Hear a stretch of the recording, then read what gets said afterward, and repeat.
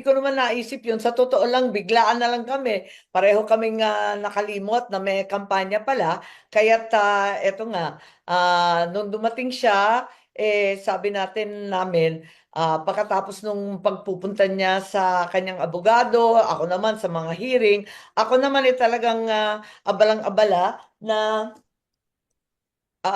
kung maari, kuan na magkampanya na kami, nakalimutan namin. So, ora-orada, the following day, nag-shoot na lang kami. Biglang nakalimutan namin lahat ng politika na abala tayong lahat dito sa pagdampot kay Presidente Duterte.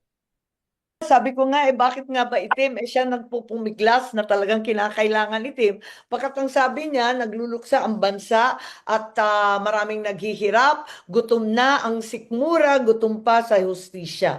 Hindi natututukan ang sadyang problema ng ating bansa, hindi nasusolusyonan. Kaya maraming problema, ang korupsyon, bumalik na naman tayo diyan sa mga krimen na hindi intindihan. Kaya para sa kanya, luksa daw. Nag-iisip nga kami ng maigi kung paano gagawin, pero nagawa naman ng paraan at yung itim simbolo na ipaglaban ang tama, itama ang mali. Pinili ko lamang ang tama. Kapag labag sa batas, hindi tayo pwedeng sumang-ayon at lihis na sa politika. Hindi naman politika at kampanya ang pinakamahalagang bagay sa ating buhay. Ang importante, manindigan, pangatawanan ang tama. Marami ng kamali. Ako hindi ko na naintindihan ang takbo ng administrasyon kung sino yung mga nag-a-advise. Nahihirapan na ako kasi hindi tinututukan ang tunay na problema ng napakatataas na presyo, ang kakulangan sa pagkain at trabaho. Sana tutukan naman yun. Ang napakahirap ng sitwasyon na nagkakasakit at namamatayan. Kaya sana bumalik tayo sa ating katungkulan na ibsan ang kahirapan ng ating mga kababayan. Siya ang nagsasabi na wala siya sa mood na talagang itim at luksa ang pakiramdam ng nakararami katulad niya. Ako naman, sabi ko, paano gagawin ng political ad yan? Makakabenta ba yan? Di ba nakakalungkot? Tignan natin at parang totoo nga naman, parang hindi naman angkop na magsayaw-sayaw, hindi naman tama na magmomotor, wala na sa lugar sa panahong ito na napakahirap ng dinadanas ng ating mga mamamayan. Tama din siya at saka ang itim, syempre nandyan yung pangalan ko, I trust Amy Marcos at yung aming paninindigan ay sinasakop rin ng itim na ipaglaban ng tama, itama ang mali. Ko naisip yun, hindi rin niya naisip. Talagang nag-uusap na kami noon pa. Sabi niya, tsaka na ang mga ngampanya, ayoko nang umikot nitong eleksyon na to. Pero yun nga, nung pabalik niya sa Hague, inutusan yata sila ni Senator Robin, ni Presidente Duterte na mangampanya at tulungan ng mga kasangga. Yun ang nangyari. So palagay ko, marami namang nagpapasalamat. Ako, higit sa lahat, walang mapaglagyan ng saya, pasasalamat at karangalan sa aking puso. Simulat sa poll, kaming dalawa naman talaga magkaibigan. At kahit papano, aminado ako na naipahamak ko siya dahil hindi ko naman alam na mangyayari ang ganito. Kilala niya ako, kilala ko rin siya.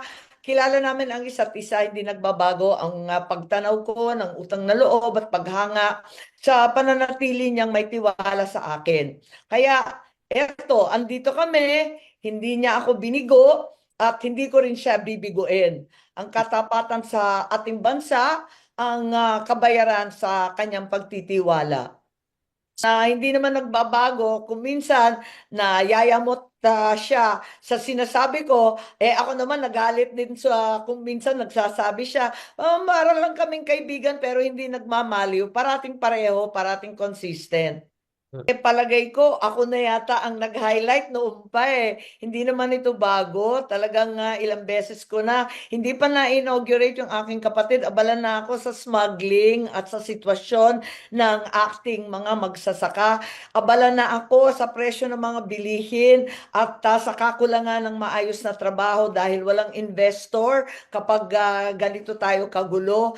At higit sa lahat, hindi ko talaga maintindihan kung ano ang nangyayari at sino ang namamahala sa palasyo na imbes na tutukan ang sadyang problema ng bansa kung ano-anong pinapasukan na paghihigante at pang-aapi. Hindi kami naglaban, hindi kami nakipag ah, ah, tunggalian sa napakahabang panahon, halos 4 na dekada, para lang mang-api ng iba. Hindi ito ang turo ng aking ama. Kaya hindi ko alam kung saan to nanggagaling at hindi ako papayag ng ganito.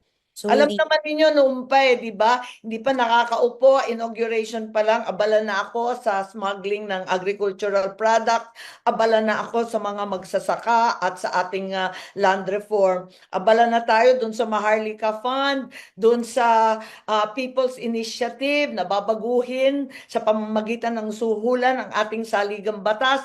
Abala na ako sa budget ng 2024 at 2025 kung saan linustay ng bonggang-bongga ang pera ng bansa. Kaya hindi ito bago at siguro maintindihan na lamang ako na hindi na tama ang landas ng administrasyon na nanghihinayang talaga ako. Para sa akin, malaking trahedya sa amin to. Para sa akin, sana wag masamain. Alam ko nagtampo dahil dun sa hearing. Pero kung tutuusin, yung unang hearing, hindi ko naman akalain na yun ang sasagutin nila.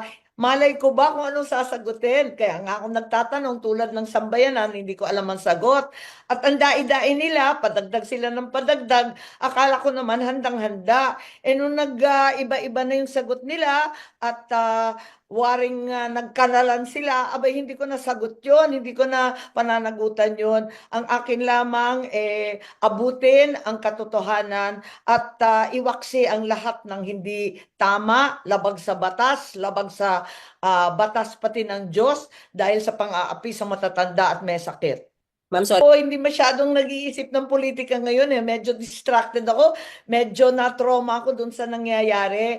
Hanggang ngayon, di ko pa rin talaga maintindihan bakit kinakailangan durugin ang hindi kaalyado. Nakaalyado naman sa umpisa. Di ko talaga maintindihan. Samantalang ang bansa ay nagdurusa sa napakatataas na bilihin, kakulangan ng trabaho, mga problema sa krimen, sa droga, sa korupsyon, dapat tutukan na natin yan. So, kung makakadagdag at kung hindi, alam ninyo ang tama ay tama, ang mali ay dapat labanan.